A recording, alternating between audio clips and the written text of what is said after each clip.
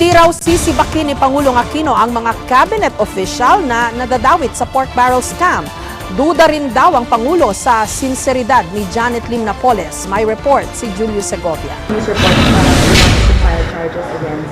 Agriculture Secretary Proceso Alcala, Budget Secretary Butch Abad at TESDA General Manager Joel Villanueva. Sila ang tatlong cabinet secretaries na kasama sa listahan at nakinabang daw sa PDAF scam ni Janet Lim Napoles. Pero ang Pangulong Noynoy Aquino, ipinagtanggol ang tatlo. Wala raw pruwebang nagsasabing may kinalaman ng tatlo sa anomalya. Isa sa mga teknis sa ating batas, innocent until proven guilty.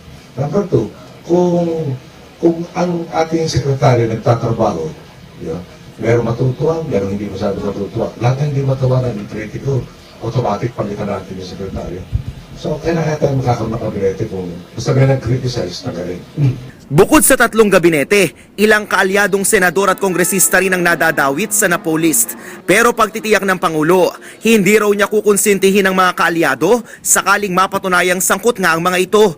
At dahil sa mga naglalabas ng listahan at iba-iba pa ang bilang ng mga sangkot, nagduda tuloy ang Pangulo sa sinseridad ni Napoles sa paglalabas ng listahan. One set of lists says it's 11, and another set of lists from the same person says 14.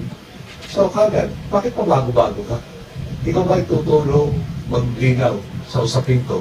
O habol mo lang paguluhin?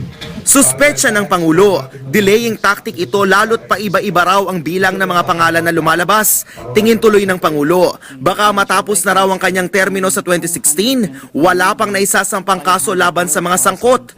Pero ang importante raw, matibay ang mga ebidensya laban sa mga sasampahan ng kaso. Pero, iyain ba natin yung kaso ng 25, bahala na si Batman.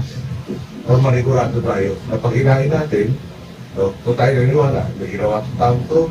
Tutol naman ng Pangulo na muling paharapin si Napoles sa Senado, sakaling muling buksan ng Blue Ribbon Committee ang investigasyon kaugnay sa PDAF scam. Sinabi ito ng Pangulo sa Negros Occidental para pasinayaan ng unang pinakamalaking solar plant sa San Carlos City. Walang problema sa supply ng kuryente sa Visayas, pero dagdag na power supply ito sa rehiyon. Kabuuang 22 megawatts ang kaya nitong isupply sa Visayas grid.